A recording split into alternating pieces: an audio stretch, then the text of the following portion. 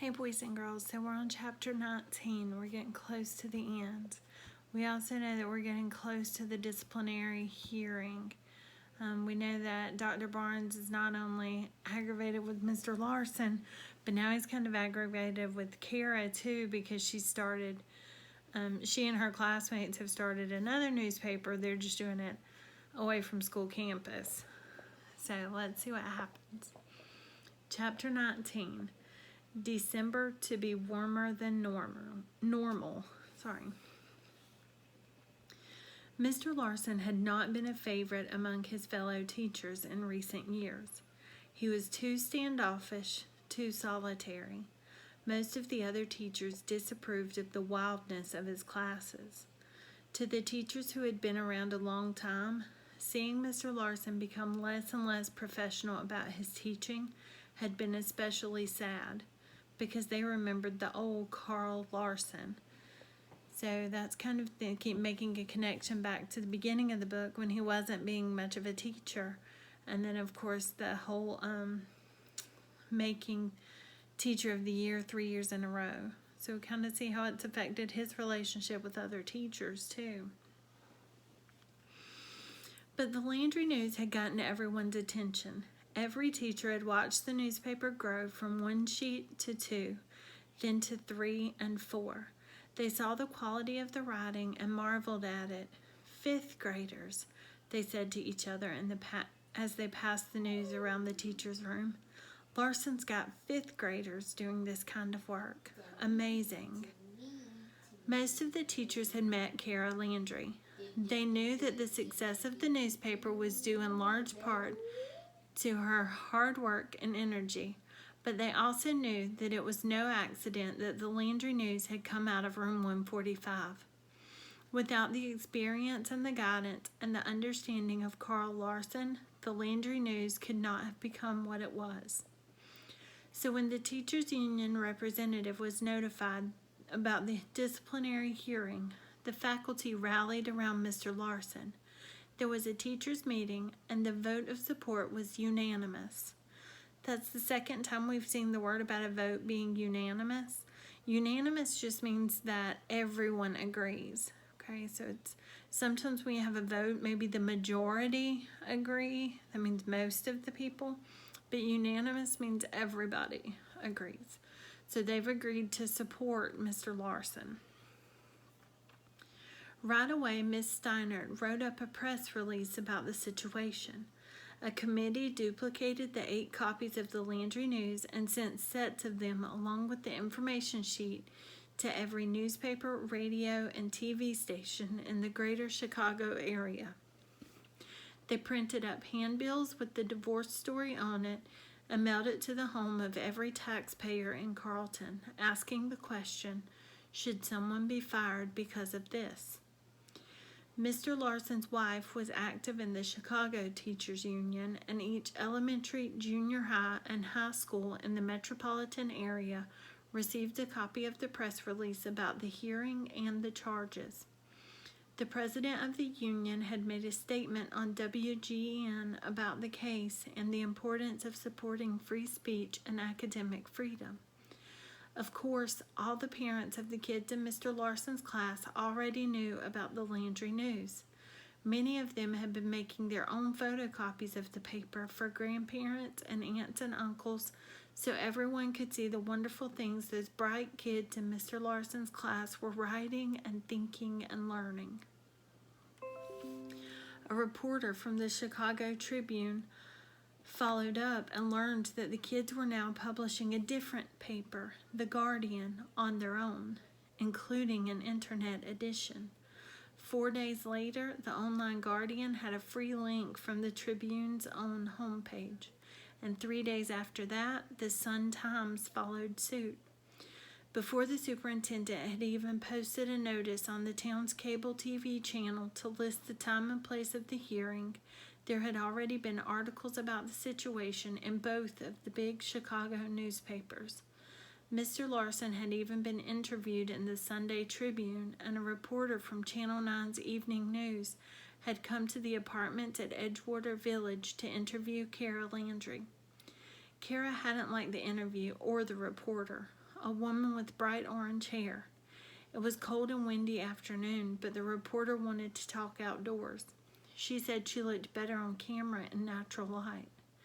Barking orders, she got the camera crew and the sound guy in position next to some evergreen bushes. After finding the best angle for the shot, she faced the camera, smiled, and said, "I'm Jordy Matlin, coming to you live from the Edgewater Apartments in Carlton. This is the home of Kara Landry, a young lady whose newspaper is at the center of a local controversy. Now, Kara, tell our viewers, was it your teacher or your principal who got you in trouble about this newspaper?" Kara wasn't expecting such a question. She froze up. The reporter stopped smiling, lowered her microphone, and yelled, "Cut!" Bending so close that Kara could smell the acrid scent of her hairspray, Jordy Matlin said, "This is the part where I ask you questions and you answer them, okay? All you have to do is listen to the question, and when I hold out the microphone, you talk, all right?" The camerawoman cued the reporter with the count of 5, and then Jordy asked Kara the same question.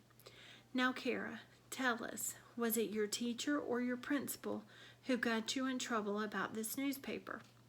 This time, Kara was ready. She had remembered that this was just like writing for the newspaper, only she'd be talking instead. All she had to do was tell the truth in a kind way. So Kara said, "Neither, and I'm not in trouble. The newspaper's not even in trouble, really. It's just a difference of opinion about what should go into a newspaper made at a school." The reporter tilted the microphone back toward herself and said, "This story about a divorce that you published, didn't you think this would cause some problems? If this isn't just a story, say, if this really happened, then some family's business has been spread all over town. And of course, many churchgoers think divorce itself is bad. Didn't you think there might be a problem here?" Kara looked into the camera and said, "I wasn't thinking about anything except giving someone the chance to tell a story.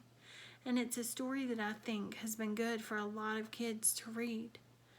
The camera stayed on Kara's face for another 3 seconds, and then the reporter said, "Cut!"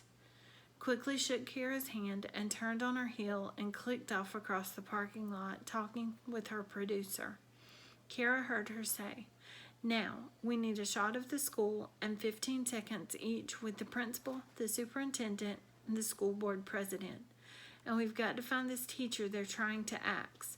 We can lay out some copies of the kids' newspapers and get a collage back shot in the studio before you do the full mix. Ted tells me he's holding 2 minutes for us in the local segment, but we have to really hustle if we're going to make it." All the news people piled into 2 white vans and roared off toward the center of town. Kara was disappointed. She thought there would be more to it than that. She'd only gotten to say about 3 sentences, and it was such a complicated story. 50 or 60 words wasn't enough. And what had the reporter called Mr. Larson? This teacher they're trying to axe? Kara winced at that, wishing she had used her moment on camera to say something that would have helped take the heat off Mr. Larson. Joanna Landry came over and put Kara's coat around her shoulders. Kara smiled up at her mom and said, "Now I know why I like newspaper stories better than TV news stories." Her mom nodded and smiled. "That reporter was kind of a tough bird. Still, you did just fine, Kara, honey. Now let's get in out of this wind."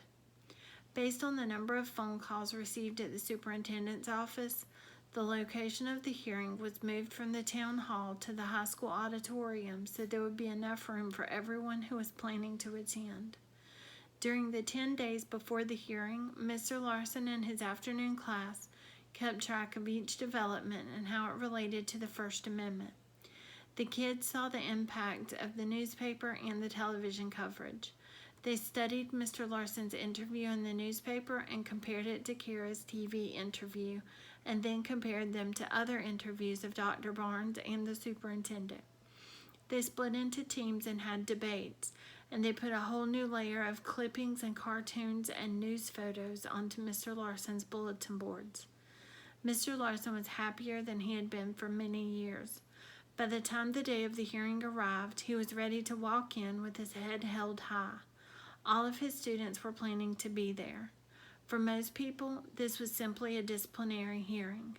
But for Mr. Larson and his students, it was the last lesson in a unit about the most interesting subject they had ever studied. All right, so we're almost ready for our last chapter. Really think about, before you hear the chapter, really think about how you think it's going to end. What do you think is going to happen? Make your prediction. I'll read the next chapter soon. Bye.